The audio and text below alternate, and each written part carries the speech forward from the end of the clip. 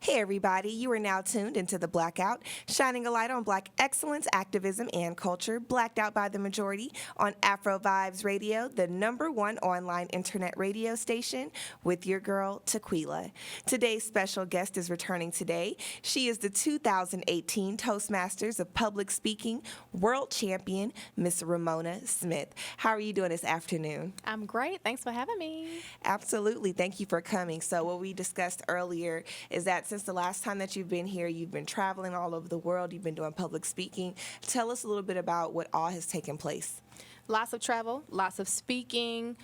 I won a competition called the Toastmasters International Speech Contest.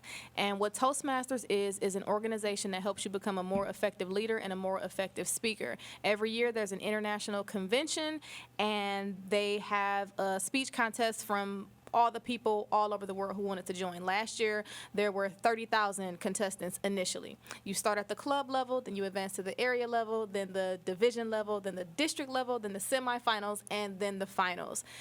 And since then, it's been a whirlwind. I mentioned last time on the show, for the people who didn't see that last interview, that I'm only the 5th woman to ever win, the 2nd African-American woman to ever win, the 1st woman to win in 10 years, and the only trifecta of 3 women to take 1st, 2nd, and 3rd places in the competition. So a lot of history was made. I've traveled to Dubai, Abu Dhabi, Oman, Qatar, Kuwait, Sri Lanka, India, Bahrain, Saudi Arabia, Brazil, Montreal, and all throughout the United States. So did you ever think that you'd be going to so many countries within 12 months? No.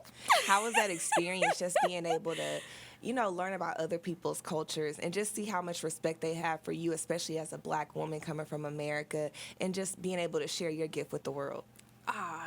It was life-changing. And that's an understatement. I can't really put it into words, but when you can connect with people who don't look like you, who don't speak English as a first language, who don't eat the same foods as you, who are completely different from you on the outside, it just gives you a broader perspective of humanity. And in America, we have a lot of issues. We have a lot of oppression. We have a lot of battles to face. However, getting outside of the negativity and the oppression of the United States, it gave me a better understanding of, like I said, humanity. And I understand that the people who are good-hearted and the people who are genuine and the people who have respect for themselves and others, we really have more in common than we do differences. And it was just a beautiful thing. So what are some things that you've learned since you've traveled to these different countries? I learned that we all connect through laughter and food. Laughter and food and tears, because those things don't need to be translated. Mm-hmm. If we're having a good time, even if somebody just does a faux pas or something like that, if I shake with the wrong hand or if I pronounce a word the wrong way, and we all just laugh, and you can really feel it in your heart, you can feel the energy, you can feel like the serotonin being released and you're just feeling happy. Or when you all sit down and everybody's eating and we just all sit back like and you got the itis or you're full or whatever. Or when somebody is expressing themselves, even if they speak broken English, and tears start streaming down their face, and just sharing that moment, we connect on these higher levels. And it was just so amazing to be a part of that. How do you feel this opportunity has actually changed your life for the better? I feel like now I can connect to anybody, anywhere, about anything. I don't feel like there are any boundaries. I don't feel like I'm separate from anybody. And I feel like that's just going to give me an advantage, because if someone calls me today and says, we have a women's event in Iraq, I'm not going to be, oh, no, I'm not going to Iraq. I'm like, okay, cool, I'm there. And I like the fact that I'm giving people a positive image of Black women, because when I go over there, I'm in a position of power, I'm in a position of respect, and I'm treated like gold, like I'm treated like royalty. So for them to see a Black woman that's young, beautiful, but not twerking, and twerking is fine, twerking is cool, but they have a negative image of that, and to see me, being intellectual, and to see me in such a positive light, I feel like I'm representing the sisters like heavily. Oh, yeah, you definitely are. You don't even have to speak on it. We see so many amazing things that you're doing. Just being able to cross culturally with other people Yeah. and be able to share your story. I know a few minutes ago she was going live and people were asking her all many different questions. They were from different countries and they were just asking her, what motivates her to get up in the morning, asking her about her personal experiences with marriage and just all those things that we all deal with. Just we speak a different language. Right. And just being able to be transparent, what have you been able to see from other people with you sharing your story? People want to share. When I share, people want to share. And we can empower each other because, like I was telling someone on Instagram just a few minutes ago, we all go through difficulties and we all go through rough times. I just have a platform now where I can share mine to millions and millions of people. But we all have issues that we face and we all have things that we go through, and that human connection, it helps us get through it. It helps us get through it. Nobody wants to be alone when they're going through things, and so when we can share things with each other and just connect on that level, no matter where we're from, it's healing. Absolutely. And how have you been able to level up your platform on a more global scale? Just continuing to say yes. Continuing to say yes and to go into, it sounds cliche, but to actually immerse myself in the culture. When I go to any country that I'm unfamiliar with the customs as far as food or the culture as far as dress, put me on a sari. Give me an abaya. Don't give me any forks. If we're eating with our hands off a banana leaf, that's what we're doing. Don't treat me like an American. Treat me like I'm a local. Treat me like I'm your family, your cousin. And so being able to dive in. Like when I was in Oman, I went to the Indian festival, and they were dancing this dance called the dandiya, I believe. And it's like a stick dance. I have it on my Instagram page. And, I'm black, so I can get with any rhythm. And just, dancing the dandiya. And I have pictures of me dressed in all type of different not costumes, because not costumes, but all types of different materials and fabrics when I go to different places. So immersing myself in the culture and really appreciating it for what it is, it gives me, it's connection. Absolutely. And one of the things that you mentioned at the start of the show is that, all your accolades as far as being a second African-American woman, being a trifecta, being the third woman, period, to ever really fifth woman, period, to ever achieve this goal. How have you been able to relate to other women around the world? And what are some of the things that they've actually been able to share with you and just that you found have been relatable amongst just women? I think women we're just amazing. But I feel like it's another, just more oppression. When people know that you are capable of so much greatness, they don't want you to rise above them. And so, of course, they're going to make you feel like you're worthless or feel like you can't do anything except have kids or cook in the kitchen. And there's nothing wrong with that because there's some amazing moms and some amazing cooks. However, a lot of women feel kind of like they have to fall back a little bit, like they are afraid to be in these powerful positions or these positions where they are looked up to and respected. But I've met some of the smartest women. I've met some of the most beautiful women, some of the most kind women, some of the most well-spoken women in my travels. And I think that by me really diving into this title in this position by traveling, that's empowering and inspiring to them, because it's like, oh shoot, if she can do it, I can do it. What's the one thing that you really wanted everybody to take from your experience? Follow your dreams.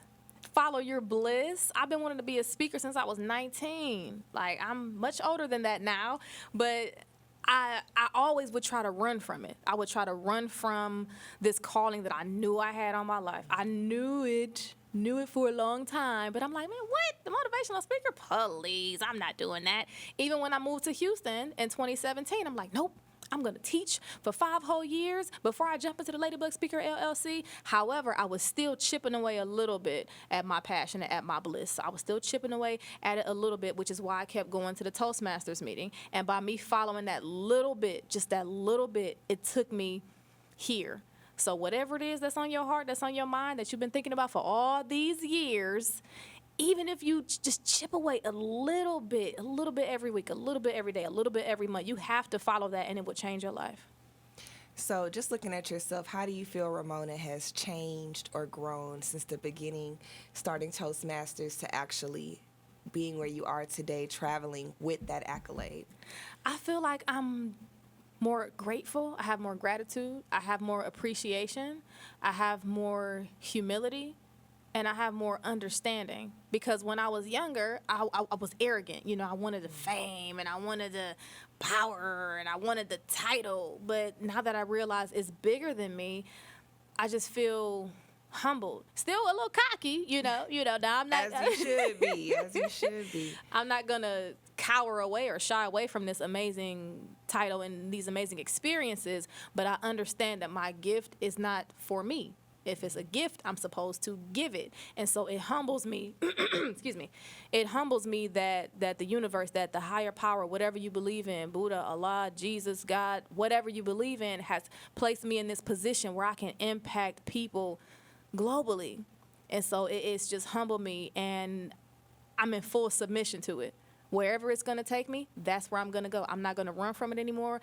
I've had all the signs. You know, sometimes I'll be like, Lord, give me a sign. If I'm supposed to do this, give me a sign, Lord. Like, he's given me all, or she, or they, whoever you believe in. I've been given signs that this is what I'm supposed to do for the rest of my life. So I will never work for anybody else again. I will always work for myself. And if that means that some months I got to eat ramen noodles, if that means that some months I got to drive around with 50 miles to empty, whatever. And I've been blessed to not have to do that, but I'm in full submission because I know that this is exactly what I'm supposed to do for the rest of my life. Absolutely. It's such a beautiful thing. And I'm just so glad that you stuck with the passion that you knew you were supposed to be pursuing, because that's something we talk about here all the time. It's just really tapping into what is it that you're great at? What is it that doesn't feel like work when you wake up in the morning? What is it that encourages you to want to help somebody else? Something that's effortless. And a lot of times we think effortless means, oh, that's just a hobby. But no, a hobby can turn into a business. It can turn into entrepreneurship. And I just love seeing you flourish. And she really takes advantage of social media, y'all, because she be on Instagram, she be on Facebook Live. I didn't see all her pictures. I almost feel like I've been traveling the world with her. But I just love every aspect of you and the fact that you've been so not just humble, but transparent in allowing us to come on your journey. Because I think a lot of times when you don't see someone who looks like you achieving so many goals, it can be hard to really see yourself on that platform. But the fact that you make it so accessible for women of color to be able to see you doing so many great things, I think that's why you have people that come and they ask you so many different questions and they trust your answer. And that's what you want. You want people to trust you, and you've been so much of that. And that's why we're so proud of you. And I'm so glad you came back and just let me shine a light on your excellence. But we're not going to stop there. We got to take a quick break because you're here for something really important. You have some workshops coming up. That way you can help other people get all into their purpose and get shaped up and shaped out.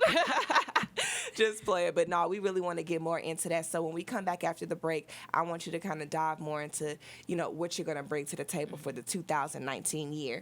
So please make sure you guys are still staying tuned in. We're going to be right back after a short break. You're still listening to The Blackout, shining a light on Black excellence, activism, and culture on AfroVibes Radio with your girl, Tukwila.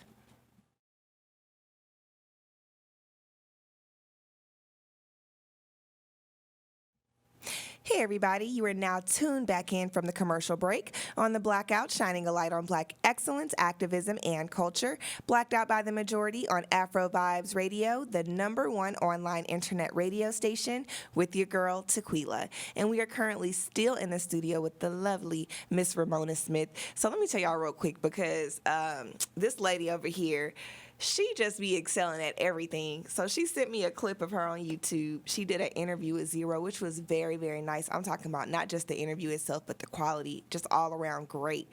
How did that even happen? Because I remember at one point she was like, I don't know about interviews.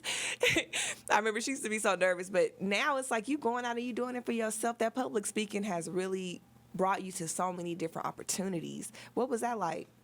It was so awesome. I was trying not to be starstruck because, you know, Zero in Houston is like President Obama.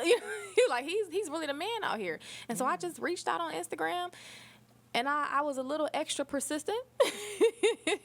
And I wasn't to the point of like irritation and frustration, like get blocked or anything like that. But I leveraged my title. You know, I'm the 2018 World Champion of Public Speaking. Here's my link. Here's my authority and my credibility. I got to interview you. And after a couple months of me being persistent, it happened. That's what's up, girl. So what did you kind of gain after the experience being able to get on the other side and ask somebody else the questions? I've always like to interview celebrities. Now, I don't think I've ever interviewed a celebrity as big as Zero, because as soon as I put it on YouTube, it went to like 45K, like immediately. But I've interviewed Lifechanging. I've interviewed Ray Cash, who was a rapper from Cleveland. And I like it. I like it a lot. I interviewed Bashir Jones, who's a councilman in Ward 7, I believe, in Cleveland, Ohio. But I love it. I love just hearing people's stories. And every time I interview someone who I was really trying to get, it just makes me feel empowered even more that I can do anything I put my mind to. So I try to challenge myself. Like, Megan Thee Stallion, we after you. Oh, we coming from Megan Thee Stallion, so you need to be watching this video. Yes. I'm looking at you. We coming because we for got you. a highlight right here in Houston, our first female rapper. That's so important. Salute. Absolutely. But aside from that, what type of information did he give you? Because I know what you've been able to share, that you were the world champion of public speaking. What did he say about that? I don't think he said too much about it. I mean, he was like, salute. He was like, salute, so gosh darn loot. He didn't say gosh darn, but, you know, he respected it. But I wanted to hear about him, because I'm like, how you do 30 albums? How you do 30 albums? How do you have a That's cult dedication. following? Right. This man has a cult following. He could drop anything. I'm like, you could drop the ABCs right now and it'll go platinum. So I just wanted to hear about what got him to that point. But we have the same zodiac sign of Capricorn, so hungry, hardworking, ambitious. Like, we're just gonna keep going until we get to the top, and it may take us a little bit longer, but we're always gonna get there because we're persistent. Oh, that's good to hear, because my youngest son a Capricorn, so I need him to work, don't stop. But anyway, just going straight back into you, because it's all about your excellence today. One of the great things that you're doing is you're going to put a workshop on right here in the city of Houston, Texas. Tell us a little bit about why you decided to start the workshops and what people can expect. I decided to start the workshops because when we hear about these excellent seminars and these amazing people coming in, they want to come in and charge you like $500, $1,000 to hear them say the same thing that anybody else could have said. And I don't want to cheat my people. Like, I don't want to ask you for $397.99. And I know, you know, some of us are still on the come up. Some of us, you know, are not financially healthy right now. So I want to give you the same information, but at a reasonable price. And I want to give it to you from the perspective of a world champion. I'm not just a speaker who woke up one day and was like, oh, I'm a speaker, put on the workshop. Like, nah, I've been to 11 whole countries and I'm speaking in every single country. I had to beat out 30,000 people through speaking. So I'm legit. I'm a credible source. And I want to share this with anybody who is seeking inspiration or how to become a better, more effective speaker, or how to connect with your audience, because I'm really great at connection and I'm really great at getting people inspired. So I just want to put this on for people who are seeking professional development. Absolutely. And so what are some of the things that they can look forward to learning while they're there? Not giving too much information, but enough to really get them to come out and support. What I really want to share is, aside from public speaking tips, just the power of connection. That's really what I want to hit on with this workshop. This one is going to be August 26th, but the next one is going to be September 23rd. And with this one, it's kind of going to be an introduction to public speaking. What does it mean? What are you doing? Kind of giving some of the basics of communication for people who didn't major in communication, because that's all public speaking is communication. So how do we communicate a message? How do we formulate a message? What are the basics, like the fundamentals? Now, the next one, September 23rd, I want to help people craft their message. What's your message? What do you want to talk about? What is that one thing that you're passionate about, that you're an expert in? Because we all have something. So the next one, I really want to help people find their messages. Like, I know I'm an inspirational speaker. That's me. I'm not a motivational speaker, because motivation is going to get you hyped up. Ooh, ooh, ooh, yeah. But then as soon as you get home and you see that stack of bills, you're going to be like, oh, shoot. But with inspiration, I'm touching your spirit. I'm getting you in spirit, aligned with spirit, to push you a little bit further than just some temporary motivation, like trying to get you to look into your soul and see what it is. And ultimately, my goal is to be a transformational speaker, to help you change your life. But it's going to take some time. So I want to have like a team of people to help me, and get like a bunch of people who want to change their lives, and then just work with them like over maybe 6 months to help them transform their whole lives. So the first one is going to be kind of the basics, the fundamentals of communication. Then the second one is going going to be how to figure out and find your message. Absolutely. And so where is the workshop going to take place, and how can everybody purchase tickets? The tickets are on Eventbrite. It's called An Evening with the Champ.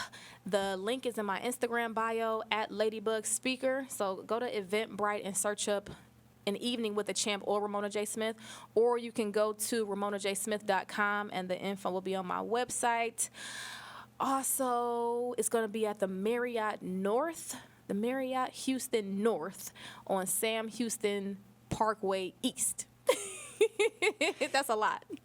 Oh, don't worry, they going to go online and type in your name, and all that's going to populate, and they're going to see it, and it's going to be amazing. We're so proud of you for doing that. Do you have anything else in the future that you're hoping that you can do, not just here in Houston, but globally, or anything that you are working on? Yes, I'm working on a book tour. I'm working on an ebook as well as a tangible book. Well, 2 tangible books. My ebook is kind of just going to be my top 10 public speaking tips. And then my first tangible book is going to be about my experience in Ghana. How going to Ghana for 3 weeks when I studied abroad changed my life as an African American, and how I'm just on this journey to find some type of connection with the African side of me, because a lot of us identify as African American, but we look away from that African side. We don't even look into the African side. And I'm like, if I identify as African American, I must be African somewhere. Yeah. And so that book is kind of going to focus on my experience as an African American in Africa, and kind of the differences between the American side and the African side, and how I connect to both, and how I'm experiencing life as an African American woman. So when you went to Ghana, what side of the African side actually stuck with you and kind of made you really look at yourself in a different perspective? The fact that they're not tarnished by what we went through, because people, I was in Ghana, I was all over Ghana. I was in Accra and Elmina and Cape Coast and Copiah Village and all over, but the people are confident, and Black excellence was the standard. There were Black people on the CD, their money, like there were Black people on the money. There were Black engineers. It was nothing, like, you know, if you say, my cousin an engineer, people be like, oh, girl, he is. Or my cousin a lawyer, what? Or my cousin is the CEO of this and that. What, girl? Like over there, it's like, yeah, my whole family is successful. Why are you surprised? So I just took that element of confidence, like, but we've been beaten down here so much and made to think that we're slaves, or we just come from slaves, and that's where our history ended and started and ended. However, people who were not directly affected by the transatlantic slave trade, they don't have that same mentality of, well, we're second-class citizens or this and that. It's like, nah, we bosses. Yeah. We're leaders. We're phenomenal. We're great. We're excellent. We're amazing. And that's what I took from it. Like, I am all that too. Like, yes, we had some descendants who were enslaved people, but we are not slaves. We were enslaved people, but we don't end and begin with slaves. So just that sense of, I'm amazing just because I have melanin. Absolutely. And did they feel that way about you, just with you being able to say, hey, I'm a world champion in public speaking and I'm African American? When I was in Ghana, I was still in college, so I hadn't gotten the title yet. Oh, okay, so this is before we got to... Okay. I have to go back and take the title back over there. But I feel like me even having the confidence to go for the world championship again is because it's like, why wouldn't I? Like, if speaking is my passion and I know I'm great at it and I know I'm excellent at it, then why wouldn't I? Yeah. I can do it. I am. This is what I am. I am greatness, and whether I would have won the title or not, I would have been pursuing it somewhere, some way. Now, I know one of your books, you said you're going to give your top 10 tips for public speaking. Can you give us maybe one tip today that somebody can kind of take with them so they can look forward to your book and learn more? Absolutely. I would definitely say practice and preparation.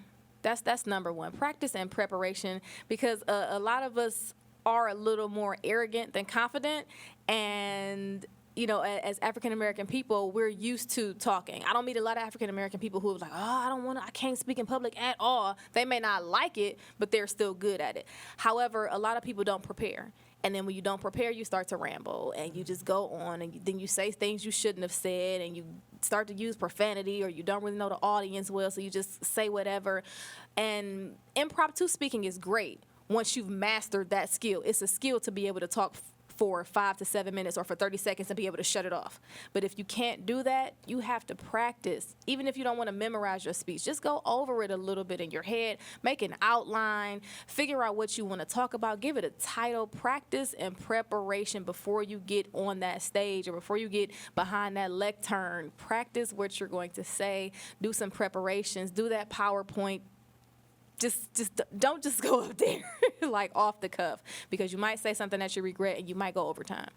See, I just love you so much because even from a journalist standpoint, I've been doing this for a while, but I feel like I'm still learning something just by sitting here and talking to you, knowing that you've done interviews and you've done global speaking and just you giving out tips. I just feel like it's so, I'm not going to say it's so grateful, but we're so grateful because God allowed you to share your experiences and your gift with all of us. That way you can inspire somebody else, especially people that look like you, young girls in this world. They want to be able to be inspirational and motivational, and they want to be able to stand in front of people and share their stories, because I feel like as a black culture, we are more than slavery. Right. We got a lot more narratives to tell that's outside of that we've been successful, that we contributed to innovation, that we became the president of a country that we were once slaves in. And sometimes I think we forget that, and we need people to stand up and tell that story. So we just love you so much, and we thank you for coming back to AfroVibes. And you know, me and you, we're going to still connect. Absolutely. Off the radio, because I'm telling y'all, look, she going to help me get famous, y'all. We're going to do it. We already there. Absolutely. Well, thank you so much. Before you got out of here, real quick, one more time, give your website, social media, so they can connect with you directly. RamonaJSmith.com is the website, at Ladybug Speaker on Twitter and Instagram, and Ramona J. Smith on Facebook. Thank you so much, and thank you for still tuning into The Blackout, where we always shine a light on Black excellence, activism, and culture with your girl Tukwila on AfroVibes Radio. Make sure to check out our Facebook and Instagram pages at The Blackout AVR, and to stay up to date on our previous discussions and future events, please visit AfroVibes Facebook and Instagram at AfroVibes Radio, Twitter at AfroVibes Radio with an S, and lastly, listen to us online at www.afrovibesradio.com or simply download the AfroVibes Radio app on the Apple or Google Play Store.